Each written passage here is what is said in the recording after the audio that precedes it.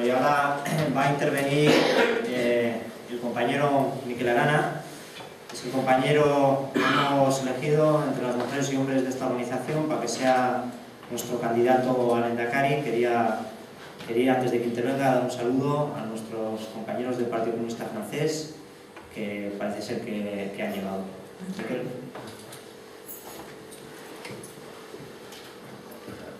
Bueno, arratsaldean guztioi, la verdad es que es complicado ponerse a hablar después de que Julio acaba las canciones. Me siento un poco como los títulos de crédito, la parte que a nadie le gusta, pero bueno, como es lo que estaba en programa, pues es lo que haremos. Y más teniendo en cuenta que a mí me habían prometido unos mojitos al salir y al llegar me han dicho que de mojitos baina mojitoak alde batera utzirik, esan behar da krisialdi larri baten testuinguruan gaudela. Euskadik hamarkadatan jasan izan dituen langabezi tasarik altuenetan eta hiru aste barru hauteskunde batzuekin Euskadin, Galizian eta baita Katalunian ere egongo garela.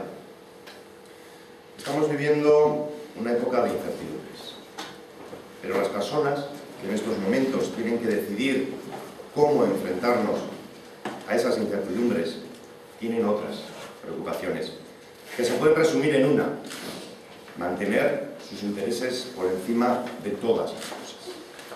Zuetariko norbaitek imaginatzen ahal du Mario Fernández, Kutxabankeko presidentea, dendari txiki bat laguntzen? Edo zuetariko norbaitek imaginatzen ahal du Goirigozarri, Bankiako presidentea, behar gehien duten euskaldunak laguntzen? ¿Alguno se imagina algún socialista con una preocupación que no sea la referente al ERE, a su propio ERE, del 50% que están haciendo dentro del propio Partido Socialista? ¿O alguno de vosotros o de vosotras se imagina a Rajoy o alguno de los suyos rompiéndose la cabeza por encontrar la manera de ayudar a los trabajadores y las trabajadoras? ¿Y qué decir de Urkullu? ¿Quién se imagina a Urkullu preocupándose por el trabajo de alguno que no sea afiliado a algún Batzoki? ¿O quién se cree que Laura Mintegi tiene alguna otra preocupación, además de enarbolar la icurriña, eso sí, para aplicar al fin y a la postre los mismos recortes que ha venido aplicando Garitano en Guipúzcoa, pero a nivel de la Cámara? Creo que todos coincidimos en las respuestas, que es solo una: no. No nos imaginamos a todas estas personas preocupándonos por nosotros y por nosotras, por los trabajadores, por las trabajadoras, por los pensionistas, los estudiantes, las estudiantes, los autónomos. No nos lo imaginamos. Por eso tengo que deciros hoy, con honestidad y compromiso, que la defensa de los intereses de todos nosotros, los vascos y las vascas, de todos y cada uno de nosotros, no de unos pocos privilegiados, egoístas y codiciosos, no es una cuestión de azar, no, compañeros ni compañeras, es una cuestión de elegir. Y en Euskadi podremos elegir dentro de 3 semanas. Baina, egin diezakegun birpauso txiki bat historiari hobeto ulertzeko nola heldu garen honaino. Denok entzun dugu burbuila inmobiliarioari buruz hitz egiten, zorrari buruz, arrisku sariari buruz, subprimes, famatu haiek, baina galderi zaiogun geure buruari: ¿cuándo y cómo pasamos a ser, según Zapatero, la 8ª economía del mundo, a estar ahora mismo en la ruina? Esa es la pregunta que creo que nos deberíamos hacer todos y todas para entender qué es lo que está ocurriendo. Porque la burbuja inmobiliaria, famosa burbuja inmobiliaria, verdadera responsable de esta situación, compañeros y compañeras, no es casual. Se gesta como consecuencia de una decisión muy clara, que es la liberalización del suelo en todo el Estado español. Una decisión que tomó el gobierno Aznar, que es cuando se decide que todo se puede construir. Y todo se nos llena de grúas. Ahí es donde se empieza a inflar un globo que después Zapatero no quiso pinchar. Y esa fue la primera elección que tomaron, la de no pinchar el globo entonces. Pero claro, toda esa construcción requiere de crédito primero y de compradores y compradoras después. Bajo la idea de que las viviendas se revalorizaban por minutos, iniciamos, junto con otros países, es cierto, una escalada de créditos y un modelo de crecimiento absolutamente inasumible. ¿Sabéis lo que pasa? Pues que el nivel de la deuda privada se dispara y nos encontramos todos y todas en la cuerda floja. Al principio el invento más o menos funciona. Los pisos se van revalorizando, desciende el desempleo, las arcas públicas, tanto locales como autonómicas como generales, se llenan y los gobernantes empiezan a bajar los impuestos. ¿Por qué? Porque llega para todos, hasta llega para hacer estaciones sin trenes y aeropuertos sin aviones. Hasta aquí, más o menos todo parece que iba medio bien. Pero entonces aparecen las famosas subprimes, la caída de Lehman Brothers. El crédito en el mundo se congela y los bancos no se fían los unos de los otros y empiezan a no prestar dinero. ¿Y sabéis qué es lo que ocurre al sector inmobiliario? Claro que lo sabéis. Ya nos han hablado del famoso pinchazo de la burbuja inmobiliaria como si no fuera culpa de nadie, como si no fuera culpa de ellos. Pero ahí es donde empieza el momento de tomar decisiones. Y entonces tampoco lo hacen. Y ahí es donde Zapatero primero, con la ayuda de Urkullu y Rajoy después, nos sumergen en un pozo sin fondo, del que ya cada vez menos gente cree que podamos salir. ¿Por qué? Nos preguntamos. Pues muy sencillo. Por convertir la deuda privada, la de los bancos, los usureros, los codiciosos, los avariciosos, en deuda pública, a través de los rescates a la banca. Lo llamen como lo llamen. Todo ese dineral que se les ingresa a esos bancos y a esas cajas de ahorros se hace sin ningún control previo de sus contabilidades, ni del valor de sus activos. ¿Por qué? Porque quienes ingresan esos dineros, quienes cogen nuestro dinero para dárselo a sus amigos, tenían intereses en esos activos financieros, tenían intereses en esas contabilidades y prefieren taparlo todo con nuestro dinero antes de que salga a la calle y que todos aquellos que tenían que haber acabado en la cárcel sigan gastando a sus anchas y encima cobrando grandísimas pensiones. Y eso básicamente es lo que supone que la deuda privada pasa a ser deuda pública. Lo que debían unos pocos, ahora lo debemos entre todos y entre todas, la que asumimos, o nos hacen asumir más bien a los ciudadanos como parte del Estado. Deuda que a su vez afecta al déficit, porque la deuda hay que pagarla. Y luego de ahí vienen ya las primas de riesgo, las desconfianzas de los mercados y todas esas expresiones que creíamos nunca íbamos a entender, pero que ahora no son absolutamente familiares. ¿Y todo esto por qué? Porque el único interés de los poderosos, el único interés de los gobernantes es defender a sus amigos financieros, a sus compañeros banqueros y por encima de todo, sus propios intereses. Y como ejemplo más claro, los presupuestos del año 2013.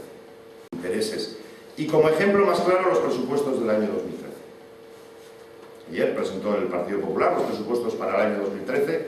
Han recortado en todas las partidas, menos en la partida para pagar la deuda. Anteponen el interés, el beneficio de 3, 4, 5 grandes banqueros al interés de 40 millones de personas, de la educación de millones de estudiantes, de la sanidad de millones de enfermos, de las pensiones de millones de pensionistas. ¿Por qué? Por salvar el culo a 4 codiciosos y banqueros. ¿Por qué no gobiernan? No gobiernan ni para ti, ni para mí, ni para nosotros. No gobiernan para las personas trabajadoras, no gobiernan para pensionistas, no gobiernan para estudiantes, no. Gobiernan por y para los poderosos, los mismos poderosos, que desahucian a las familias que se han quedado en el paro y no pueden hacer frente a las hipotecas. Y lo hacen gracias a tu dinero y al mío, porque con ese dinero es con el que se ha evitado que muchos bancos y cajas acaben en quiebra. Es la triste y cruda realidad, compañeros y compañeras. Por el beneficio de unos pocos, nos vemos la gran mayoría empobrecida. Por lo tanto, digámoslo bien claro, no es una crisis, es una estafa. Pero ¿sabéis qué? Hay alternativas. Mirad, decía Einstein, premio Nobel de Física, que no podemos resolver los problemas usando el mismo tipo de pensamiento que usamos cuando se crearon. Las cosas no van a cambiar si se hace siempre lo mismo. Y lo que no podemos volver a hacer es creernos las mismas mentiras electorales que nos lanzarán durante las próximas 3 semanas unos y otros. Los del bipartito estatal por un lado, los del bipartito de Chapela, los nuestros por otro, porque al fin y al cabo no son tan diferentes, ni PNV, ni PP, ni el PSE, ni Bildu. Porque tenemos un PSE que es el PSE del sí pero. El pero, la parte que ha estado en el gobierno, y ahora son la parte del sí. Sí, creemos en la sanidad pública. Ajá, pero has estado recortando durante 3 años y medio. Sí, creemos en la educación pública, pero tienes concertadas la mitad de las escuelas en Euskadi y no estás dejando que haya sustituciones. Estás teniendo a chavales y a chavales perdiendo durante una semana horas de clase simplemente por no sustituir a un interino. Estamos en contra de que se ponga el déficit por encima de todo, pero pactamos con el Partido Popular hace un año la reforma de la Constitución para establecer un techo a ese déficit.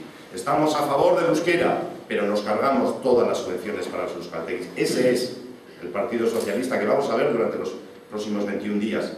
Nos dirán que sí, y habrá que decirles pero esto es lo que habéis hecho. Y lo mismo nos ocurre con Bildu. Un Bildu que inició la campaña hablando de crisis económica, es cierto, pero le bastó la diada para cambiar de tercio y para hablarnos de la independencia, que es realmente donde están cómodos, porque es muy cómodo no tener que explicarle nada a nadie, no tener que explicar a la gente, a los hombres y a las mujeres de Euskadi cómo vamos a salir de la crisis, simplemente echando la culpa a Madrid. Es así de sencillo, y lo estamos viendo día tras día a Laura Mintegi diciendo que la culpa es de España la que nos arruina. Es España, cuando ya hemos visto que quien nos arruina no tiene patria, porque el capital, el dinero, no la ha tenido nunca. Alternatibak daude bai. Hasteko, zorraren inguruan benetako ikerketa sakon bat egitea. Estatuaren zor guztia zilegia da. Edo kanpo zorraren parte handi bat, bankariek esandako gezurrak estaltzeko erabilizan da. Ikerketa sakona beraz, eta zilegia ez dena, ez dugu ordainduko. Ordaindu dezatela gastu horiek eragin dituztenak. Bestetik, zergaitik eman zaizkie, bankuei 15 urte, adibidez beraien zorrak ordaintzeko, baina estatuak bere defizita 2 urteetan 3% mugatu behar du. Troikaren aurrean jartzeko garaia da, eta hainbat baldintza, onartezinak direla esateko garaia. Arazoa honetan ez da Estatu Espainiarrera. Naiz eta PPk eta PSek behin eta berriro horrela errepikatu. Baizik eta banku frantses eta alemaniena 200.000 milioiko euroko zorra dutelako kobratzeko. Arazoa beraiena da. Bankuek dute arazoa. Nola kobratu 200.000 milioi? Egin dizaiogu eta adierazi dizaiogun bankuei arazoa beraiena dela.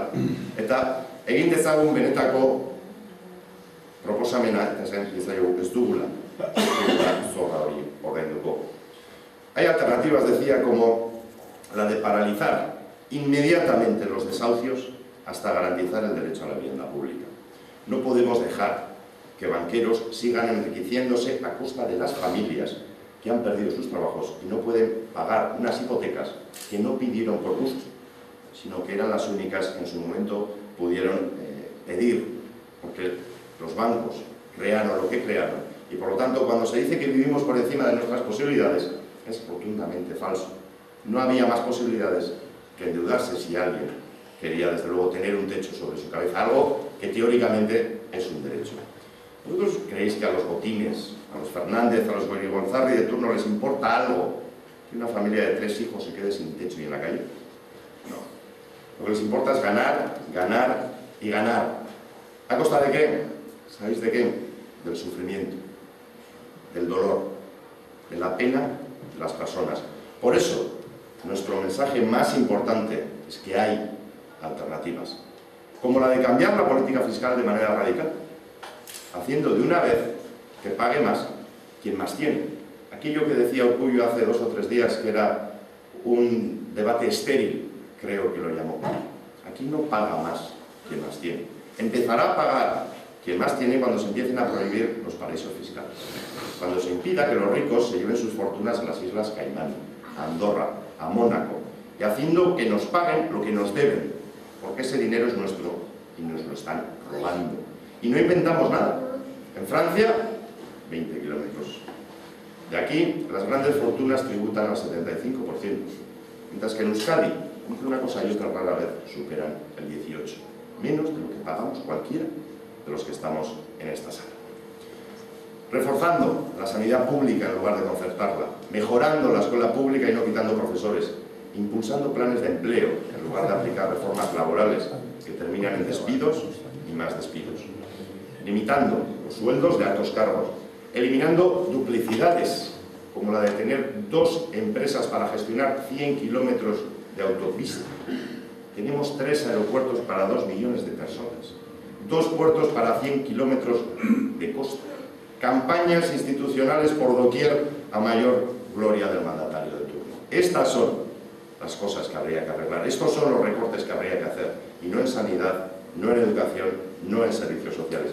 Pero como decía, compañeras y compañeros, existen alternativas, hay que buscarlas y elegir. Y eso está en nuestra mano, eso está en vuestra mano. Salud y República.